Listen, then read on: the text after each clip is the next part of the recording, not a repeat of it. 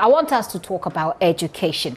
Now, the elections are just days away. We're talking about, what, 4, 5 days? And as expected, politicians have intensified their campaigns with mouth-watering promises. Now, one of such is the free education, not only for senior high school levels, but through tertiary institutions. That's what they're promising now. Well, that has generated some arguments. And the two biggest political parties, the MPP and the NDC, are at the center of this particular conversation. They have been promising major scholarship scheme changes if re-elected or if elected.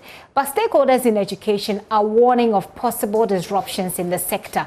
They're calling for de-politicization of the scholarship award scheme or the scholarship schemes. And one of such organizations is Education Watch, an NGO in the education sector. They've actually issued a statement in that regard. And we can take a brief look at the statement, but I'll talk to the head of that NGO about what their concerns are. Kofi Asare there, who's joining us via Zoom.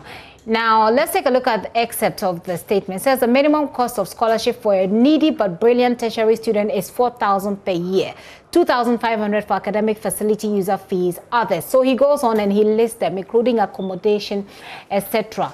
He talks about the GNPC scholarship, in which students receive some 7,000 cedis a year. He says the Scholarship Secretariat claims to have budgeted 20 million for local tertiary scholarships, which is for freshmen, and that is great. But the said amount, when administered at 4,000 a year, can take care of 5,000 students out of government-anticipated 200,000 freshmen. They believe it is better to administer 4 scholarships to needy students who have no means of enrolling in completing tertiary school than administer 1,300 year handouts, which takes care of less than 50%. So let's get him to explain to us more. Kofi, thank you very much for your time and for your patience in waiting. So you're saying that this is better, but we could do it the other way around. Break it down for us. Yeah, good afternoon and good afternoon to your audience. What we are virtually saying is that a half scholarship for a needy student is not scholarship, in the sense that that student has no means of enrolling and most importantly, completing school.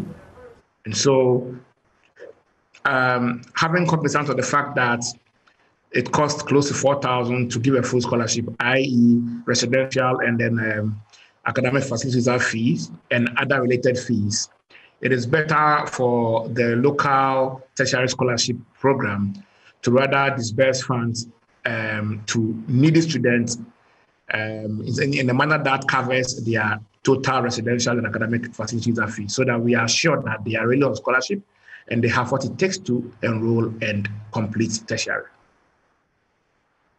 I mean, this is the Scholarship Secretariat's announcement. You've also heard what the NDC is promising, and you are calling for depoliticization of the sector. How bad is this? Now, you say you do this for me, another party said they'll do this for me. That gives us the power of choice. Isn't it what it's supposed to be? Yeah, before I come to the NDC proposal, you see, the Scholarship Secretariat, it's a heavily politicized institution. One of the most politicized institutions, I must admit. Scholarships are normally cooked for government officials and then relations of politicians. That is an open secret. And then a couple of them. Is that a scientific stance you're putting out there? Oh, yes. It is. There are so many reports that have been made. We have actually made a report that, and together with news, we actually appealed to Parliament that we need a standing legislation for that office, because it is under the office of the president, and it's amenable to political interference. It's just like the Get Fund scholarship, okay? And so what happens is that political cronies are giving scholarship relations of politicians, not under MPP. Ever since that secretariat existed, it has been a political unit. Very few scholarships go to tertiary institutions on merit, and a couple of individuals who really deserve it. The point we are making is that we need to depoliticize it. Why are we making that point? Because last week, the MPP Free Senior High School Graduate Association was formed. It was inaugurated by the Minister of Education. That's the Koforia Eastern Region branch. And in that launch, the minister declared Mr. Kingsley Ajimai, the head of the Scholarship Secretariat, as their patron. He is tasked to oversee the activities of that particular group. Now, this morning, that group issued a statement that 40,000 of their members are going to apply for the scholarship. Meanwhile, the money available is for 15,000. So and during the launch last week, they promised them that they were going to give them support to go to tertiary institutions. If you marry the two together, one person being more or less convener of the MPP Free Senior High School Graduate Association, that same person doubles as the registrar of scholarships. Where do you think the scholarships will go? Let's be honest with ourselves. And so that's why we are calling for de-politicization. Other than that, we will give the scholarships once again to people who are politically connected, leaving the genuinely needy to sit at home. So that's where your de-politicization comes from, not necessarily based on two different parties competing for votes, but based on the administration of the already existing scholarship structure. Exactly, based on the administration, because the argument that the scholarship secretariat is decentralized doesn't have any bearing on whether there is any transparency or any due process or any fairness in the award process. Okay. The decentralization of the scholarship is just to enable a decentralized application.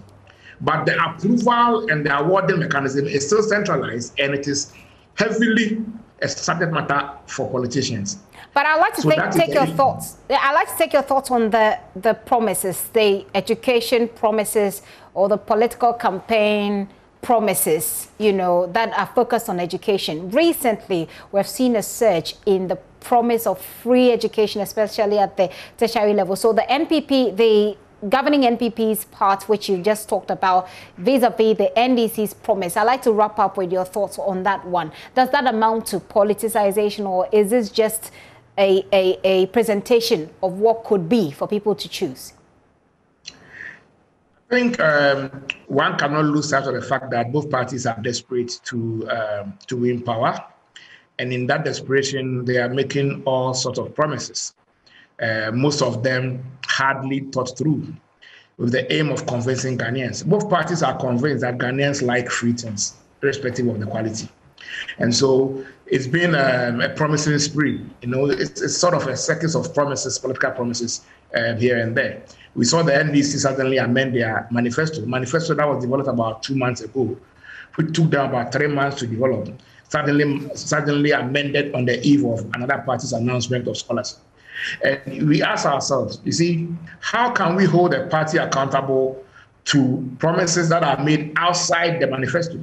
Because in 2016, the challenge we had with the MPP was that most of the promises Dr. Bawumia made were not in the manifesto. So when they won and we demanded accountability, they said, no, it is not in our manifesto. It wasn't the party's position. So this time around, we have learned some lessons from 2016. Well. We want to deal with parties from what they promise within the context of their manifestos, so that we can hold them accountable to them. All right. I take that to be your final comment. Otherwise, if there's any pressing issue I haven't asked about and you want to address, let's go for it as we wrap up. No, we just want to wish the parties well, but we want to advise Ghanaians to be wary of the sweet promises and be circumspect in the sense that not everything free is relevant. Not everything free is needful. Okay. Just a message here. This one says, good afternoon. I really don't get it. If can Mahama pay first-year student admission fees for them? I thought he said Nana Dodankwa can't give Ghanaians free education. Most of your messages are also on the cathedral, so I'm really lost as to which other ones to read. But Kofi Asare, thank you very much, Kofi, for your thoughts. And that's Kofi. There is Education Watch. They are raising concerns about politicization, if you like, of the scholarship scheme. Not just about the promises being made here and there by politicians, but also about how we administer scholarships in this country. Well, let me talk a bit more about education. The campaign, as you know, has been focusing largely on these political promises of free senior high school, free tertiary education. But the concern, again, has also been of what quality are we giving our people this education? And to what extent are we as a country focusing on the STEM approach to education, which is what, the world is doing right now?